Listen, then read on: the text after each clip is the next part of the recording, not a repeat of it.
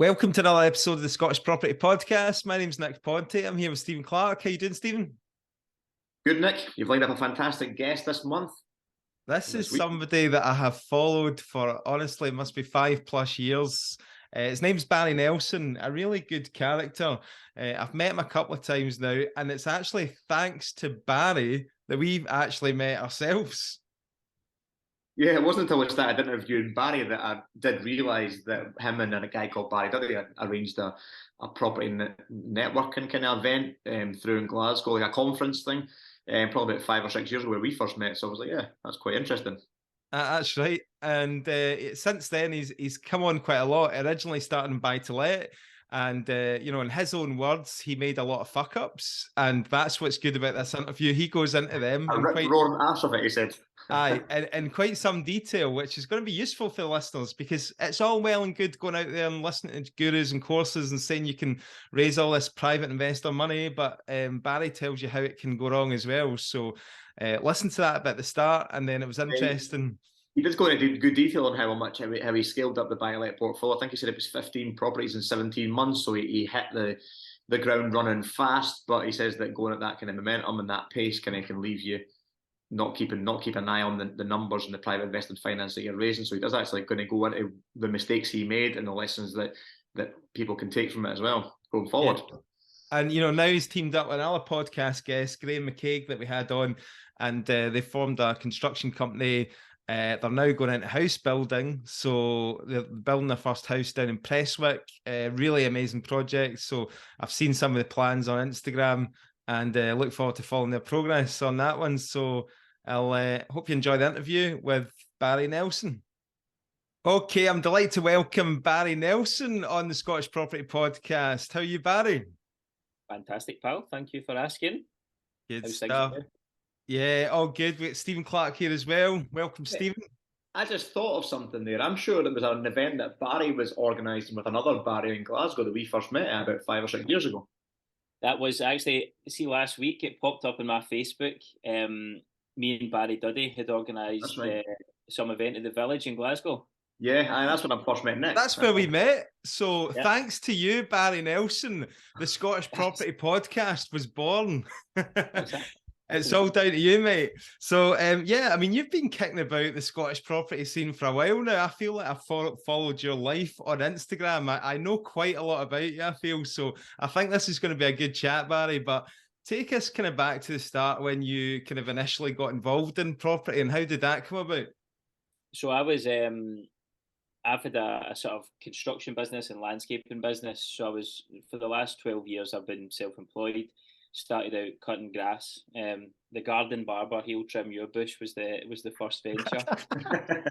Only middle-aged women messaging me, asking me to trim their bush. But anyway, was that your client base predominantly? That when Desperate Housewives was popular. That's it. It was so. Had that. Then I went into more landscaping, hard and soft landscaping, and then actually started supplying labour, groundworks basically throughout Scotland. So I started up a labour supply business, but that got to a point where when I came off the tools with that, I wasn't really that busy, and I was always interested in property. So I was like, what could I do? And I actually came across a property, one of the seminar things you go to, the free seminars, that there's obviously an upsell, and then all of a sudden you're doing a 3-day course here and there, which to be fair was a wee eye opener, but it was a good way into property for me. Met loads of good people, met a lot of made a lot of mistakes along the way with that side of things, but that was probably 2000. Well, how many years ago was that Scottish property event that we put on? But 5 or 6 years ago. But you got off to a flying start, didn't you? Yeah. So I basically, when I started, it was me and my brother Daniel, and what we did was we're like, right, we're going to own half of Ayrshire, buy to lets. That was the thing. Like, yeah, just want buy to let. So buying things cheap for cash. And then refurbing them and refinancing them and renting them out. Or then there was also we did the odd flip as well, but initially it was keep a hold of them. That was the plan. So we actually bought 15 properties in 17 months. So we only had enough money to do one. I had money to do one of them, and then the rest we just raised the angel investment. So got off to a great start. It was all good. I thought, this is so easy. This is fucking brilliant, man. This is I still had the construction business, and then I was doing my own refurbs. I took joiners on and all that stuff. It became a headache very quickly with that, but it was exciting. I enjoyed coming into property. It was really good as well. You learn a few lessons, but are good for every business, and also meeting people who are so much more advanced and further ahead in their business journey and property as well. So I've got good friends and stuff like you guys. I follow you guys on social media and things as well, and it's interesting to see people doing that. So yeah, we always like to try and give the value to people and listeners who are just starting out. So obviously, looking back at that period of time, Barry, what would you have done differently, or where could you have avoided the kind of the pitfalls, the downfalls there? How long have we got here? As long as you want, mate. Well, because I remember seeing when you took on a lot of those buy-to-let units. I remember you doing, because you're very honest on social media and Instagram and all the rest of it. I remember you doing a video walkthrough of a flat that got trashed down your way. Was that down kind of Ayrshire way? Was it? I think I bought 4 flats. It was a building that sat empty in the village that I lived in, and I bought the building basically and refurbed them. Got a good offer on the first one, so I sold that and then rented the other 3 out. The guy that moved in there, sob story, me and my wee boy, I've not got a deposit, I won't pass a credit check. And I was like to the lady, just let him in, it's coming up to Christmas. I get 250 quid off him, and then that was the last money I had. So eventually I went round to the door and said he needed to leave, and he had 4 or 5 days, and I went back and he'd smashed the place up with a hammer. But anyway, all sorted. Back to the sort of the downside. One of them, I mean, I did everything. I'm not a sort of half measures guy, right? It's not my personality. I prefer to get stuck into something and probably do go 100 mile an hour on everything that I do. But it was good. It was exciting. But when things go wrong in property, as you know, it can go fucking massively wrong, right? And we had a couple of things. Now, we had never accounted for what they tell you in the courses was, you'll just buy it, you'll add the value. What you've written down on that bit of paper, it's going to be worth that. That's what you'll get it valued at, right? Aye. So I had the first 3 or 4 sailed through. Investors, I'd used investors' money, give you 10%, you've got money in, they get their money back. Then there was a couple of them that were slower in getting the refinances done, and then there was a few that get down valued. So then you're having to find more money to give the investor. So I think a wee bit of too much too quick. It doesn't need to happen overnight, right? Property's a long-term game, especially the rental side of things. Like, don't think, right, I'm going to get money now, and it's going to make you a multi-millionaire overnight, regardless of what the other gurus and things are telling you, right? Just take it slow and don't, because you can stress yourself out and you'll get yourself in a whole lot of shit. Now, I had another business that was keeping me afloat from a financial point of view, and I could put your wee £5,000 and £6,000 here and there into paying investors and all that as well. But if I had a normal job, then I would have been fucked in my first 6 months in property. But it was quite hard. Another one is I wanted to control everything with the labour, because I came from a construction background. So I was like, I'm taking these guys on. Now, when I look at that, yes, I could tell him where to go, not like where to go, but, he was going to this job and you were going to be putting a kitchen in for me, because I could control that element of it, but it actually cost me so much time. So instead of saying to a guy or a company, how much is that going to be to refurb this to the spec that I want it, it'll be £15,000, and just forgetting about it. Let me know when you need to pay it. I'll pay you this one and I'll pay you at the end of the job, and that's it, done. You're trying to manage your construction business, your properties, and your own refurbs, plus finding deals, plus raising the finance. So that would have been a huge amount. I was everything basically, and my brother was working on the tools on site for the construction side of things, landscaping. I was basically project managing. I was running the construction business, spread myself far too thin, and you end up, instead of doing one thing and doing it well, I was doing 7 things and I was doing them all mediocre. So that was another thing that was quite stressful. Just you're all over the place. Plus, I just had another wee baby. I think Olivia was just born, and me, I was still young as well. So there was a lot going on. Some valuable lessons there, Barry, for the listeners. And looking back on it, with the private investor funding, which is something I've never done before. I know it's attractive to a lot of people, obviously, and this is what you hear. Get involved in property with none of your own money and all the rest of it. And it just shows you there are risks there, potential down valuations, like investors wanting their money back, etc. So, it just shows you that you need to really do that extra level of care with your numbers. And ultimately you're at the mercy of the surveyors giving you the final valuations, aren't you? So, is there any kind of tips that you could give for people there in terms of raising the private finance? Because that's quite an important one for people, I think. Raising private finance, right? So from that, I mean, I've probably raised to date, from a private finance point of view, I've raised over £1 million in private finance, and I took a spell out of buying properties for a long time there.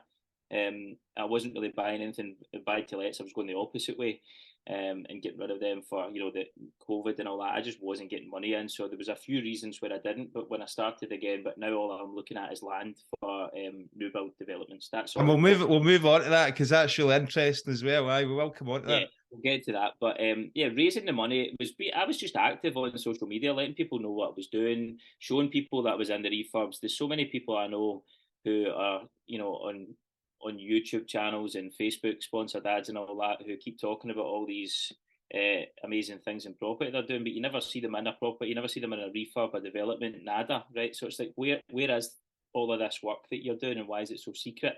It's a classroom all the time. So I was active. I was in there. I was on all the jobs. I was on the refurbs. Everything I'd purchased, it was me showing the keys, me going in for the first time, me doing viewings, and then I was just having conversations with people. It was actually quite easy for me to raise the funds. In fact, I remember I was going into Christmas the first year, so I think we started investing about the August time. June we attended a course. End of August, I had 4 flats, 3 flats and a shop that I'd purchased.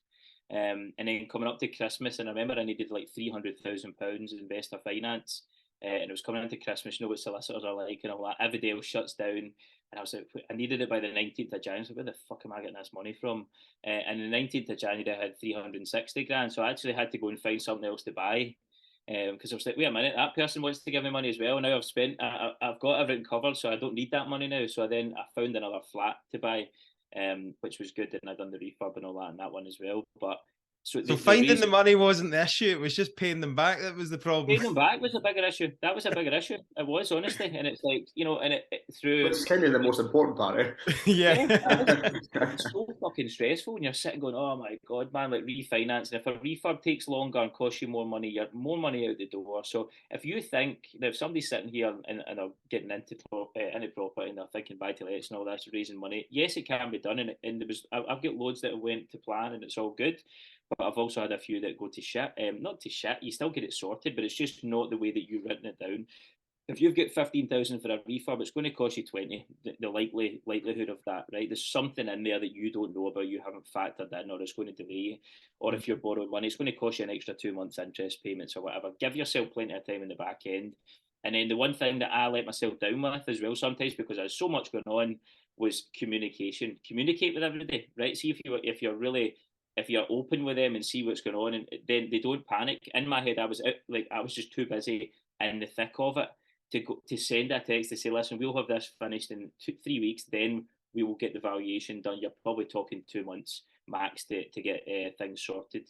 There was none of that because I'm too busy there, 100 mile an hour on site, getting things done, spreading across different properties, then try to run the construction side of things, then coming home and changing shitty nappies. Right? So I was like, whoa, it's all kicking off. And the arrangement you had with these people was they were going to get their initial investment back plus a percentage interest rate as well after a certain period of time. Over 12 months, typically, I would do. So, yeah, I mean, in the first few, it was like false sense of security. I remember my first one that I had to borrow money. I bought it for 35,000, spent 5, and then it got valued at 60. I pulled 45 grand out of that. So I actually paid myself £5,000 less the interest. So I paid the interest back, borrowed 40. I borrowed everything, gave them the 44,000 back. It was 6 months it took. I borrowed over 12. I gave them after 6 months, I'd refinanced it, gave them 44 grand back. I still had a grand in my tail, and I had this thing that was £110, £115 a month rental. Mortgage interest only, and the rental was £450 or something, 3 bedroom, 4 flats. So it was a great wee one. If they were all like that, I'd probably have about 100 just now, but it's not all like that. Mm-hmm. If anything, after the 4th and 5th, it started to go, the opposite way, and lenders were putting the interest rates up as well. Was buying them through a limited company, which got the interest rates up again as well. So, and then everything seemed to be like taking longer and longer to do. So it was stressful, but again, live and learn. I still borrow money for new build stuff and all that, but I'm a wee bit less naive to the fact. Now, don't get me wrong, I'll be learning lessons along the way here. I'm relatively new to this as well, so I know that I'll be learning lessons. I am not sitting here saying I'm the most experienced person on the planet at anything really. But I'll put my big boy pants on when I need to, and I'll get shit done. And I have taken the lessons from the buy to lets and the smaller stuff, and the smaller. Now I've got zeros at the end of these figures, so I needed to grow to get to this level, because trying to deal with this stuff back then would have been a fucking nightmare. You think it's a good foundation and good base to learn these lessons, to how to find deals, how to appraise your deals and figure your numbers out, negotiate, and then raise the finance. I think it's served you well going into your other business ventures. Yeah, definitely. It's good. Everything property it's been great, and the raising money aspect. You're constantly selling yourself, right? You're on show now. You guys follow me, I'm sure, on Instagram, Facebook, and stuff like that, right? So you'll see what I'm up to on a daily basis. The bulk of what I post is about my kids, or floating about, daft videos of me and them singing and jumping about the kitchen and all that stuff, and cooking. I like my cooking, right? So that's my de-stress. I over the years, like, I've just shown what my lifestyle is like, and what I'm all about, and that's probably been the biggest thing for me, raising money, because people feel like they know me. And some of the people, or most of the people that have given me money for property deals, your business partner says it perfectly. Your life's like a movie. Let everyone watch it. And I thought that's brilliant when you put it on social media. I'm thinking that's a fucking great way of saying it. Yeah, it is. And for those of you who don't know, it's Graham McCaig, isn't it, as your business partner? So we actually had Graham on a podcast a couple of years ago, actually talking about health and fitness rather than property. But no, I spoke to him about that this morning. I told him I was on this today, and I said, "Were you not on that a few years ago?" He was up at Lossiemouth, so that was before we started the business, I think. That's right. Yeah. Mm-hmm. So talk us into that then, mate. Talk us into how you met Graham and got started in Graham, and what met Graham through property. Met Graham through property. He'd attended a similar course to you, I think, Stephen. Yeah. I was in a different course, but you get to know. I had everyone in their dug basically, and then McKay on his wee suit and all that. I'm a professional property investor, property strategist, right? Whatever they are, right? So he was one of the wankers, and I was. Did he actually meet up with you in a suit? No, he didn't. We went to Starbucks. We had a wee coffee. His fucking birthday suit. Yeah, just walked about with his wee speedos. He was show ready. No, we met up. We've been best friends, near enough ever since we got chatting. And me and Greg, we're both from construction. He's a civil engineer to trade, and I'm a daft monoblocker, labour supply. So, but together, the two of us were like, we should really be doing something together. So he was working down at Gatwick Airport, and the company down south that was there couldn't get ground workers, and I said, look, tell them I'll get them, and I'll fling you a few quid for an introduction. So I went down, I put some bodies on there, found some guys working, and Graham was sort of looking after them. He was working for a different company, but he was there anyway. So that was our first little venture together. Then Thomas Cook, I think, went out the game and fucked it for us all. That was a nice wee earner. So we never got the additional works when it all started back off again. But that was the sort of first one. Then we were sitting saying, look, we could actually do something here. So I was then in talks with a landowner about helping him build these energy efficient houses that he was talking about building. It was a company called Thermahouse based in Ireland, and I got to know a guy called Gary Jimison, who is now a very good friend of mine as well, and a partner of mine within all the stuff that we're doing, the new builds. So we got talking through this other site of 10 houses, and what was between us, me, Gary, Graham, and the landowner. So I said, we'll become the main contractor. We will. They were struggling with planning and all that stuff. I said, I'll get my architect to come on board, Blair from BKDS. I will get engineers and stuff all sorted. We will get you on site, right? And then we will work with you. We'll be the principal contractor, and we'll do the build out for you. We worked for about a year getting all this pulled together, but we started the business, and we went into that.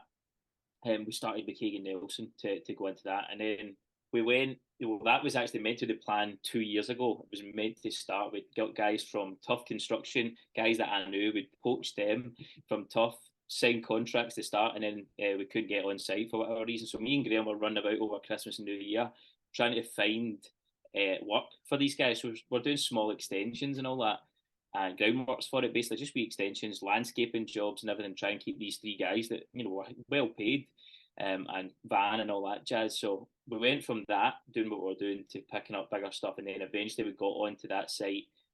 So between main contracting and subcontracting, we went from like 0 to 2.4 million a year in about 18 months. That's phenomenal. I mean, that's brilliant. And see, when I saw you getting involved with Graham McKay, I thought, well done, boys. This is going to be a great venture. This is going to be a good partnership here. Because I'd followed the both of you on social media, and I thought these guys are good guys. And you know, you went through your kind of struggles as well. And I'd seen you, like, the first time I met you, you were trying to sell me fucking Arbonne. Do you know what I mean? Yeah, So I was me and Graham did that together. We were actually Graham was talking to a guy yesterday. Now I love Arbonne, right? That's a fizz stick. That's an Arbonne fizz stick, right? I'm no longer involved. That was obviously Rachel, my ex, who was she's a national vice president with Arbonne. She does very well from it. And I love, there's so many people who do well with it. I love the personal development element because, to be fair, I wouldn't be doing anything in proper if it wasn't for what I learned through building Arbonne. And that's, me and Graham did that. I felt Graham's growth was the same. Like when he joined Arbonne, the personal development that he got from that was phenomenal. So good, honestly. I would recommend like that type of community of people, and they're encouraging you to work on yourself is good, right? But Graham was talking to a guy who's, I think, a multi-millionaire down south, and he's been talking about maybe investing in us, and Graham's last message to him, I think, was trying to punt him some protein for Arbonne. So I was like, oh fuck. Must have been coming up to the end of the month hitting a goal. But listen, everything's a stepping stone, right? And I had a great time in that company. I still actually make money. I still get a wee £200 or £300 a month from Arbonne. I don't do anything but I like the protein shakes when I'm in the gym, and the Arbonne fizz sticks. So if you're needing anything, go contact Rachel. And like, but I know there's people do well out of it, right? But come on, it's like there's not. I mean, the amount of people that get involved in it. I mean, you see all these like, hundreds of people, but the amount of people that actually make a full-time living out of it must be quite few. Come on. Okay, well, I mean, that's going to be every business. Look at property. It's the same how many people have went on the courses and how many people make it work. So it's very similar. The people who are wanting to do it, and you know, it's not for everyone. For me, like, I love the speaking on stage, the show pony aspect and all that. I spoke to like 2,500 people. I loved it all, right? But and I made an okay amount of money. But no, there's definitely more people making zero than there is making 10 grand a month. But I know there is people who do stick at it and who do well with it. Similar to property, you know, they can make phenomenal amounts of money at it. I think that's in every walk of life. If you're determined to make it succeed and you love what you're doing and you've got that drive to keep fucking pushing forward through the hardship, you'll make it in anything. So I used to laugh, man, when I used to see these Instagram stories where you and McKay at these big conferences at like Las Vegas or something like that. And literally it was like you two are the only guys just surrounded by these women. It was just Who's the Daphne? Who's the Daphnes? They're surrounded by beautiful women from all around the world. So it was. You know what? I was with Rachel the whole time I was there, but if I was, well, I'm single now, right? But if I was in that business now, it'd be very different. I would have enjoyed Vegas even more so. Nice one. All right. Moving on. I mean, so obviously you started up, with Graham doing the groundworks and all that. So these kind of like, I see like a lot of your work. I think I actually see your sign up there around the corner from me, like in a Lidl's car park. So is it that sort of stuff? Like you try to kind of target kind of like, you know, commercial buildings and stuff like that, or? We didn't know where we were going to start with. It was, let's find work for these guys, and then all of a sudden we went in. We're doing work for like Dickey and Moore, Clark Contracts, Kia Group, some tier 1 and tier 2 companies and everything, right? But what I've found is we're just chasing money. It's hard work to deal with these guys. These are notorious for screwing down subcontractors, and I'm not, you know, Dickey and Moore are great. Clark's have been pretty, you know, none of them have been overly bad. We've had one really bad experience recently where we basically settled on a lot less money than what we are entitled to, and it was just to draw a line under it and move on. So our goal now is basically more land and being the main contractor. So we will buy the land through the house building aspect of it. We will then use McKagan Nelson as the main contractor to build them. And then I've got a labour supply business. So the labour my labour supply business, supplies the labour that I've got to do a lot of the works, and then the rest is subbed out. So, pay everything full price. So the house we need to pay someone good money to build these houses. So we might as well pay ourselves. And we're not going to sit down in our meeting with ourselves and say, I know you want 150,000 for that work, but we think it's really worth 120, despite the fact that we've given you the go ahead at 150. Show us why we should pay you that. And it's just like, you wouldn't go into TUI, right, and ask about a holiday for you and the missus and the kids. That'll be £6,000 for 10 days, all inclusive. Right, okay, I'll pay you 30 days after the month, right? Okay, no worries, you're off, swanning away, budgie smugglers looked out. You come back and you go, right, I know we're due to pay you tomorrow. And I know we agreed on £6,000. However, the chicken was shite and the cocktails were a bit ropey, and I never felt well for 2 days. So I'm going to give you 3,000. Aye. Right? It doesn't fucking work that way. Yeah. That's how construction works. That's mental, isn't it? It's bonkers. So we are not interested in being, the biggest subcontractor, groundwork subcontractor, because all it's done is you're having to rob Peter to pay Paul half the time. You're pretty exposed, yeah. I mean, you're pretty exposed there, aren't you? You're paying out labour. At one point there, we were paying out 25 grand a week. My wage bill across the two of them is about 40 grand a week there, in wages alone, right? So it's it's a lot of money out the door every Friday. Cash flow, isn't it? You're like trying to manage this. Cash flow was a killer on bigger jobs because you're not getting paid. You start on the 1st of January, 2nd of January, call it, take the first off, right? You're not getting paid till the end of February on that job. You might have 10 guys on there. Every week they need paid, or they're not there on the Monday. Exactly. They credit facilities to a certain amount, but we were a new business with very little track record, and together no track record, and then we're picking up jobs at £1 million that require 150 grand's worth of materials in a month. So there was a lot of things that happened there that was another lesson. Not too big, too quick. I think we took on bigger jobs that, from a cash point of view, were probably above our station at the time. So, but what it's given us is another way, right? That's not the way we want to go. We've not failed at that. We've decided we don't want to go that road. Right. So we would rather be more in control of our own destiny by buying more land, building these energy efficient houses. We're the only ones in Scotland who can build thermal house. We'll be the only ones who do it either as a contractor or as a developer. If somebody wants to buy their forever home, we'll build that for them. We'll get 4 to do down in Prestwick after Douglas Avenue. That's our own land. But we are now looking at bigger sites, 13 units, 10 units, 6 units that we're going through for. Wow, this is great. Let's dig into this. I'm sure Stephen's got questions on this as well. But I mean, in terms of the actual land, just kind of start us, bring us to the beginning of the process, and how do you go about like sourcing the land and getting it under your control, sort of thing? Okay, so I'll go to Douglas Avenue, which is the first one we're on site just now with there. I've been interested in land for years, and there's been a few things that I'm still in the process of making work, just from a funding point of view, we're getting there. But 2 or 3 years I've been in the search for a good bit of land for houses. And the first one I actually looked at was 176 units, right? So shows you that 0 to 100, right? But we will work. We're trying to structure that in a way that it's a lot safer, and a lot easier for me to manage. So we will get that sorted, I'm sure. But the first one we actually purchased was Douglas Avenue in Prestwick, the 5-bedroom house that we're on just now in building. That actually was on Rightmove, and I just saw it come up. No Prestwick well, sells well. I used to live in Prestwick. Saw that, and I was like, right, that's pretty good. Put an offer in, went to a closing date, came second. 2 weeks later, I got a phone call from my solicitor. I was on holiday, actually. Phoned me and said, Barry, that the other people can't get the money together. Is your offer still there? And I says, aye, go for it. So we ended up buying that. Bought that land in October or November, I think it was. It went through 2021.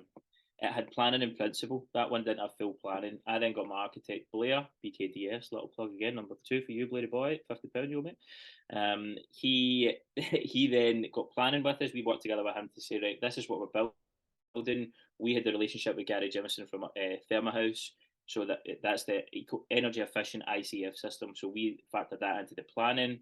We then got planning, then we're going for a building warrants and all that jazz. So it was a process, and we only got on site the first or second week in January. There. In fact, I think it was the end. It was the last week in January we got on site.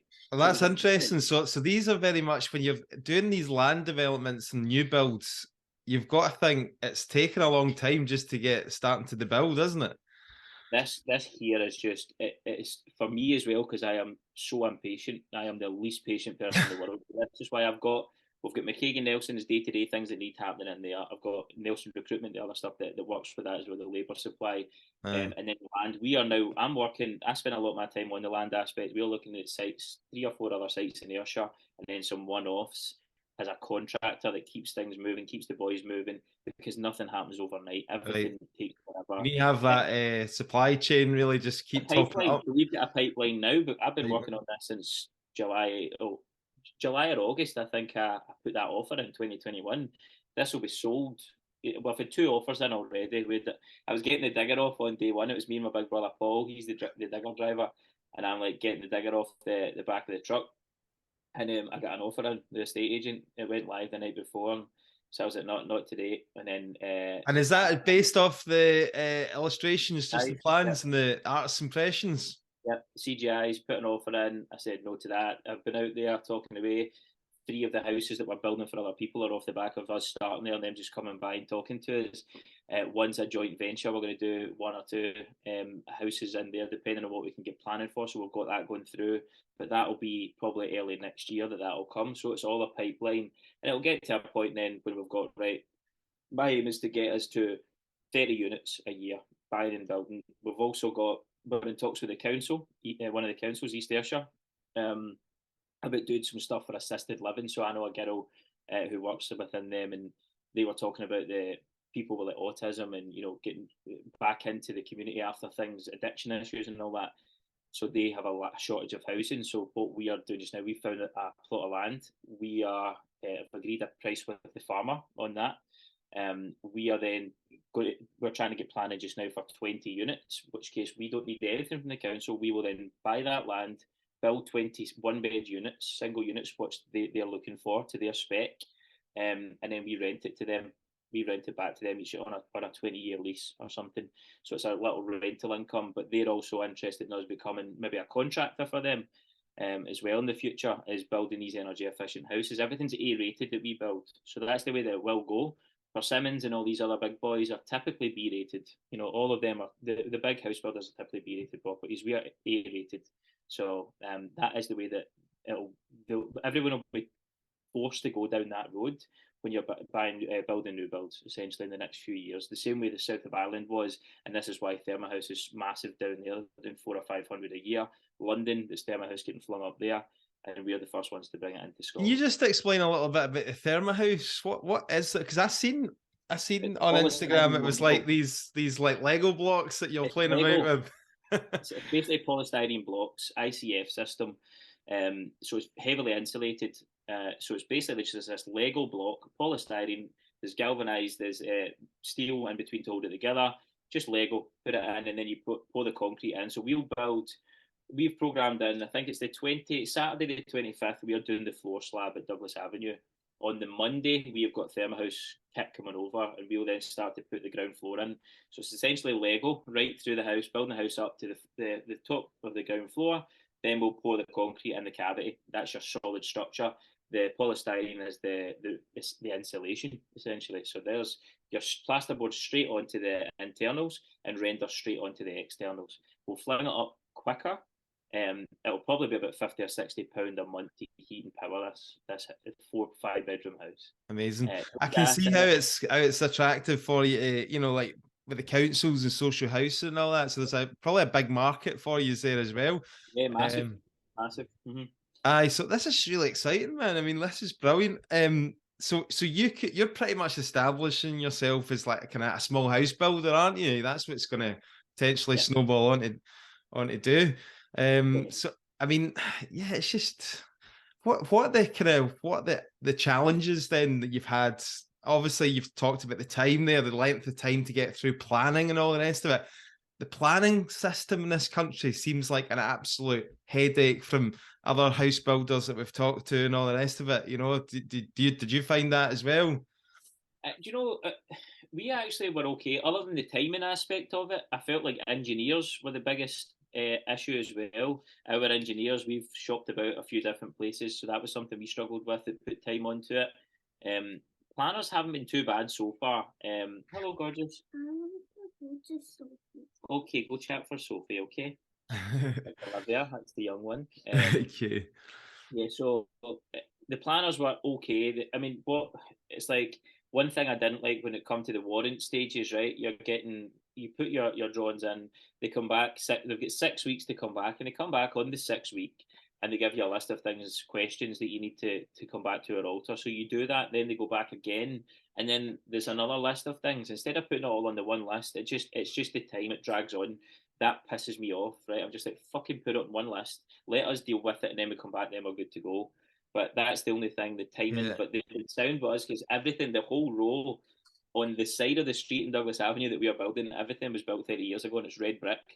So every day, this it's number 5, right? So 1, 3, 7, right down to the bottom is all red brick, and then you've got this white render with this grey stone feature and charcoal windows and doors and all that. So they were like, how can you, how, the council said no to that initially. And we were like, well, they were built 30 years ago. I'm not building a red brick house. Aye. No, so let us build this. And then what I think will happen is we'll get prices for all the white render and all that and the charcoal windows to go on all the other ones to make them look like our house and more modern, basically. But, you know, the councils have been okay to deal with, and Blair, the architect, has dealt with them. I don't really have much of any communication with them. I just say to them what I'm looking for, and we've been saying, right, this is what we're looking for. Gary Jameson, from over Northern Ireland, he's a joiner to trade, and he's done traditional build, timber kit houses, different ICFs, and that's how we met. He's in Thermahouse, and he's like, he's our partner, and this is the best type of product that he's ever saw, and this is what he's doing. So he's been good as well, working with the architect from a it's so above my pay grade. How does that get held up? I'm like, well, that looks nice. I want this, and that white render with the windows there and that stone feature. And he's like, right, how does that get supported? And I'm like, I don't know. You're good at the monoblock, though.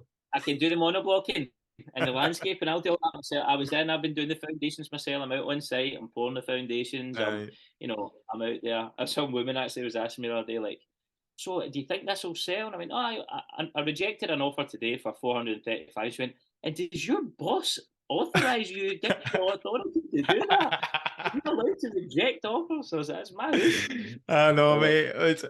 You scrub up no bad at the weekend, though. Do you know what I mean? That's it, aye. That's it. Well, I'm taking my girls out for Valentine's Day today, the two of them. Nice wee Valentine's. So how do you divvy up the responsibilities now then between you and Graham? Who does what in the business then? Graham, so I'm dealing more so with this stuff, the land aspect and finance and all that. Graham has been dealing a lot more with day-to-day stuff. He was up in a site in Edinburgh today. Operations, he's on the operational side of things. Then we've got Stephen, who's the site manager, who is sort of everything that me and Graham are not very good at, and there's quite a lot of them. He pulls all that together. He gets demented with us. He's demented with us half the time, but he's been brilliant since he came on. He's worked with big companies before, dealt with a lot of people, and dealt with the big boys, and know that, right, commercially, right, well, you need to follow that phone call up with an email further to our conversation. You need everything in black and white. Where's the instruction on this?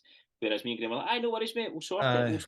Next thing you know, they're chasing them for 10 grand. You're going, but you told me to go ahead. Show me the email, it says that. Just last question on the funding, Barry. So obviously you're now at the bigger numbers here with more and more zeros. So where are you going to get this money now?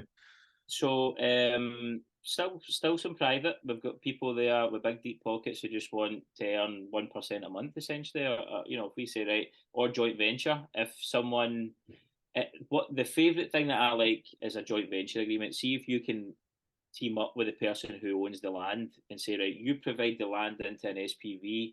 We've got a relationship with a couple of funders who would give us development funding. So if the land, say, is worth, we've got development funding for Douglas Avenue, so we draw down on that, right? We bought that, the land was cash, and then we draw down on that. But if we've got a joint venture agreement with someone, they've got the land, but they don't have any money to get to planning, or it's got planning, but they can't build it. They would put that into an SPV. We would get funding. Part of our facility would draw down funding on that. We would build that out and we'll go 50-50 or whatever way that we structure that deal. So you're not having to shell out the money to buy the land, and you can use the land as security to draw down funding on it to get you maybe the first 2 or 3 out of the ground and sold, and then use that money.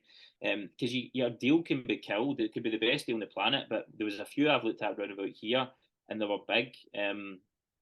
50 odd units and stuff, and per plot with planning, 14 grand a plot, really good prices. But I couldn't do a deal with the guy who owns it, who's a really nice guy, but he just wanted all the money there. And I said, if I give you 700 odd £1,000 just now, I'm instantly up against it from interest payments. Like, I am going to hemorrhage money. And as much as I did have an offer of funding on it, I would have been stressed out my box. Then you've got another £1 million in infrastructure to put in before you can sell a house and all that stuff. So I looked at it and I went, I'm turning over zeros here to look like Billy Big Boss down here, just to have my names up on sign. And, you know, this is what we are doing. We're building 50 odd houses, right? But how much money are you fucking making, Barry boy? Because if you're not making any money, it's not worth it. Aye, and you hear about people talking about, you know, new build developments and that, and they say that because, you know, they say sometimes that if you just build one house, you might struggle to make it work. You're better building like a few houses, but obviously you're starting with one here. Are you able to make it work because you're going to be the main contractor? Is that how you're able to kind of cut costs and stuff like that, or? That was, I'm not, yes, we are cutting costs to a certain degree, but I've got a cost sheet. I treat this as we've got a running total on this, as if we are a main contractor, as if we are nothing to do with the developer. So the different hats, I've got the developer hat you're still, effectively, you're still paying full rates, pretty much. Paying full price, but we're just paying ourselves, because that business needs to make money and this one needs to make money. So I don't really believe if it's only because we can do it for a discount that it's going to work. It doesn't really work, because if we're not there, you've got to always take yourself as a contractor out of the equation. Because if you're not there doing it for buttons, it's like when folk buy refurbs and, you know, they want to do everything themselves. I didn't need to pay the painter £2,500, right? That's fine, but you still had your time, which is probably £3,000, because you could have made £3,000, so you'd have been as well paying the painter £2,500. And you said you've had offers, what was it, 425 already or something like that? 402 was the first one before I get the digger off, because it said offers over 400, and then 435 was the second one there. I had a guy down yesterday asking, you know, what it was, and I said, look, it starts with a 5 anyway, but this is like a 4 or 5 bedroom? 5 bedrooms, so it's 4 in an office, I would say, detached unit. Prestwick. Prestwick, yeah, nice. And how much do you think you're going to hopefully walk away with it after this one? Hopefully profit out of this? 100. It makes money for us. We're probably going to be all in at 375. Right? We'll probably be all in the deal at 375. So by the time we've built it out and all the fees associated with it, spent more on engineering fees and planning and all that jazz than what I would have liked. But still, I think anything for us over 400 still makes us 25 grand. We're not setting the world on fire, but it's establishing us as, you know, something. And I know we'll get probably closer to 5. I think we'll probably get just over 500,000. Yeah. And you're almost using it like a kind of, you know, like a stepping block, like a learning experience as well, to lead on to bigger things. It just establishes us, gives us a bit of credibility doing what we're doing, and then we'll move on to the next ones. We're building some forever homes for people down here, and then we'll go into our joint venture one. So it's all planned out. For the year, we don't need to leave Prestwick with this. But then the land that we're looking at is all the Ayrshire base. We're not really looking elsewhere at. It's because it's me that's mostly dealing with all that. Graham's up in Glasgow, but I don't know Glasgow that well, and with enough opportunities down here, I don't need to go too far away from it. So, well, we should come down once you get those Lego blocks in. They look like good fun. So I'll come on the 27th. You can come down, give us a hand, because you'll be all hands on deck down there. And everybody's been laughing at me. Oh, this is ready for me. Oh, no chance. Even my brother and stuff. And I'm like, no, it will be, right? So you're more than welcome to come down, and we'll show you what it is. It's the 27th. So give us, you know, see the first week in March. Come down, have a look at it, and have a wee shot of the thermal house. It is good. That'd be great. And for people listening as well, you get across to Barry's Instagram page, you can see, this is what I like about Barry. He puts it daily stories on there, seeing exactly what he's up to. One of the reasons we asked him to come on the podcast as well, because you're an interesting character, mate. I've enjoyed following your journey over the years that I've followed your Instagram. Thanks very much for coming on. And thanks for asking me, guys. Are you looking for anyone, you know, like if you are looking for any business or funding, where can people get in touch with you? Instagram, Facebook, get my details off you guys, or send me a message. We'll sort out. If anyone is, you know, looking to invest or get involved, or they've got some land, or even if they're just looking for a wee bit of advice, because believe me, I have made some fucking rip-roaring articles of certain things I've done over the years. Not everything's went to plan, but I've learnt from them. You know, and I'm still learning, as we all are. But if I can help take away some of the pain, use my hindsight as your foresight type thing. Like I enjoy helping people. I enjoy working with people, whether it's someone who wants to invest with us or just someone who's starting out. Like everybody's more than welcome to come down. I'm spending most of my days on Douglas Avenue anyway, and I'll be there pretty much every day. And just check, everybody got their money back, right? Otherwise, we're going to have people chasing us. Yeah, everyone's all good. Yeah, everyone's right, all good. okay, that's good. Right, just wanted to clear that up. So thanks very much again, Barry. We'll let you get on with your little girls there, get a nice Valentine's Day with them, all right? Thanks a lot, mate. Cheers for that. Have a good one. See you later. Bye. Take care. So hope you enjoyed the interview with Barry. As always, guys, get across to our social media pages and share the podcast. Take a screenshot on Instagram and tag us. We really appreciate your support.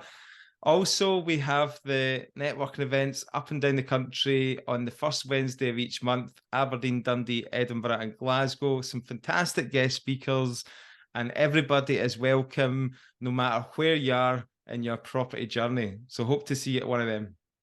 Thanks a lot, guys.